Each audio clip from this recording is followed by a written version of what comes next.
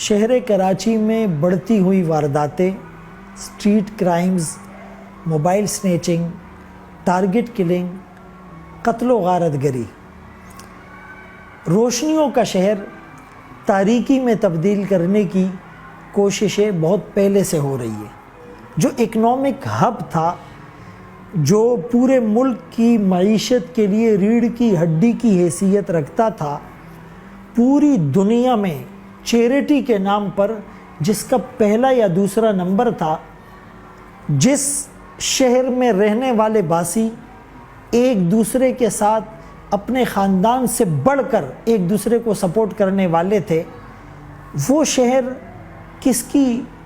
نظر بد سے متاثر ہوا اور یا کس نے ایسی سازش کی کہ اس ملک کو دن بدن زوال اور اندھیروں کی طرف دھکیلا جا رہا ہے۔ ایمان کے بعد جو سب سے بڑی نعمت ہے وہ امن کی نعمت ہے۔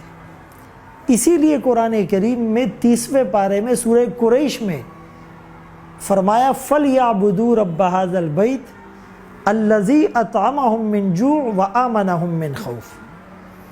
کہ عبادت کرو اس رب کی جس نے بھوک میں کھلایا اور خوف میں امن دیا۔ اور ظاہر سی بات ہے کہ جب امن ہوگا تو اکانومی ترقی کرے گی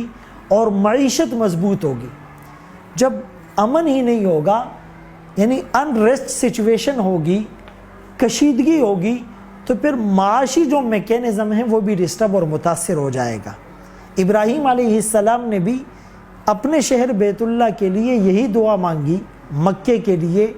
کہ اذ قال ابراہیم رب اجعل ھذا البلد آمنا، اور پھر اس کے بعد معاش وارزق اہلہ من الثمرات۔ اب یہ جو وارداتیں ہو رہی ہے، جیسے میں نے عرض کیا، ایک تو معیشت متاثر ہو رہی ہے، سرمایہ کار اور انویسٹر کو خوفزدہ کیا جا رہا ہے کہ وہ وہاں پر انویسٹمنٹ نہ کرے، اور اس شہر کے متاثر ہونے کی وجہ سے پورا ملک متاثر ہو سکتا ہے۔ اور تیسری بات کہ نفسیاتی مریض بنایا جا رہا ہے، اور باطل کے جو فتنے ہیں ان سے توجہ ہٹانے کے لیے بھی یہ گیم کھیلا جاتا ہے کہ مسلمان کی جو صلاحیتیں ہیں وہ مثبت صلاحیتیں منفی چیزوں میں ڈائیورٹ ہو جائے، اور وہ اسی کو موضوع بحث بنائیں، ہاٹ ایشوز بنائیں، ریٹنگ اور رینکنگ کے لیے ایسی وارداتوں کو اور ان ویڈیوز کو بار بار وائرل کرنا۔ اس سے ہمارے بچوں پر، اس سے ہماری یوتھ پر کیا اثر ہوگا، کیا اس کے نقصانات ہوں گے، کیا اثرات بد ہوں گے، ان تمام چیزوں سے کوئی غرض و غایت نہیں۔ کوئی پیمرا کا جیورسڈکشن یا ان کی کوئی رولز ریگولیشن یا ان کی کوئی لمیٹیشن نظر نہیں آتی، بس جو چیز وائرل ہو جائے اور اس کو کوئی بھی دیکھ لے، اس کے لیے ایک کرائٹیریا ہونا چاہیے۔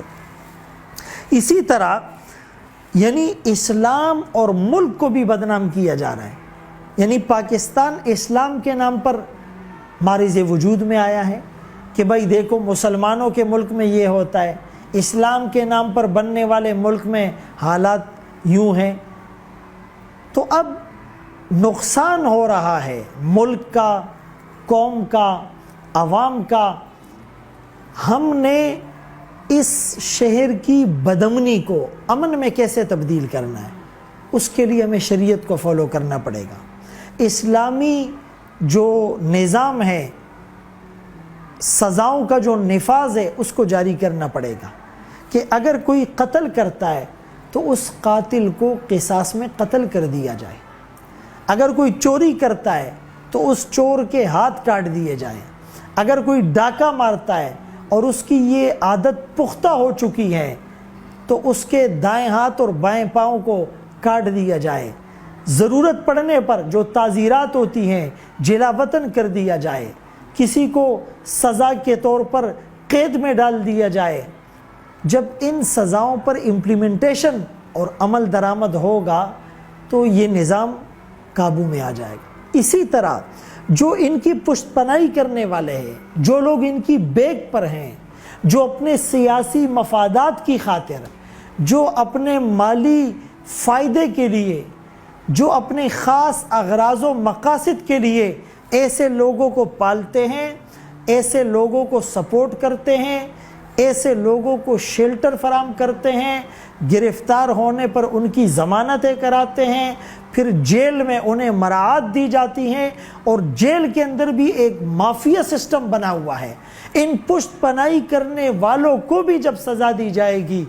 تب جا کر یہ نظام قابو میں آئے گا، امن و امان قائم ہو۔ اور جیلوں میں بھی جو سزا یافتہ لوگ ہیں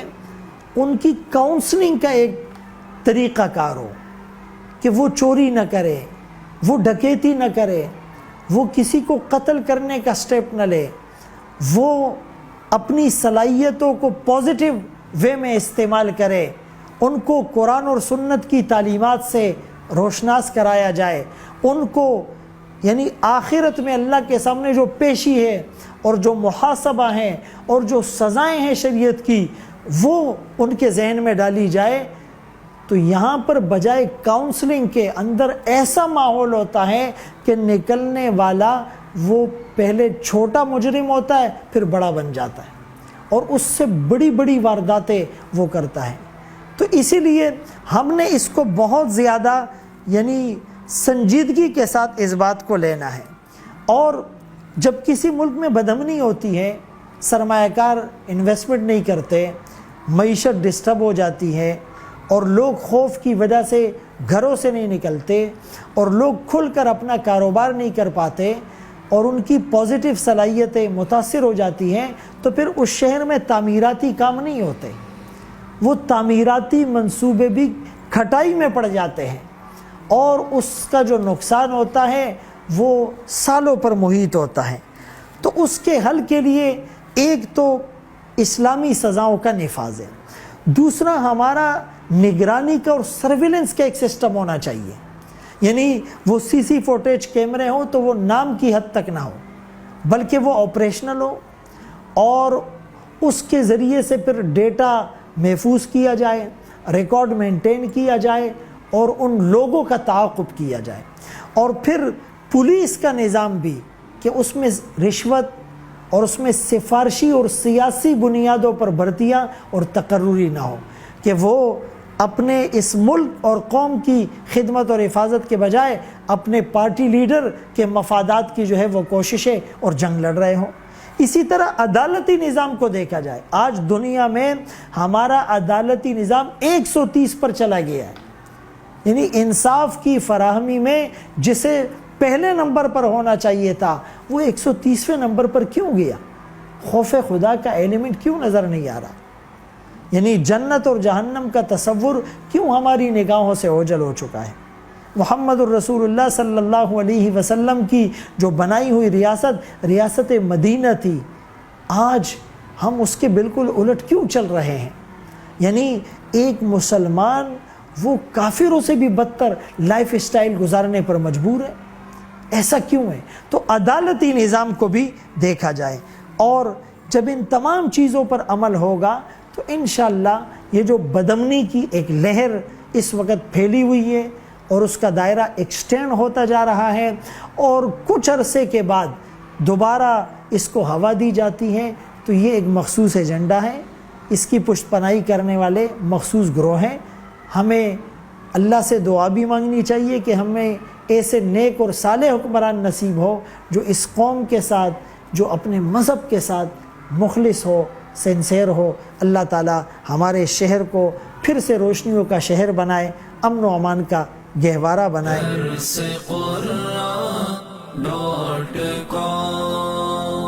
www.darsequran.com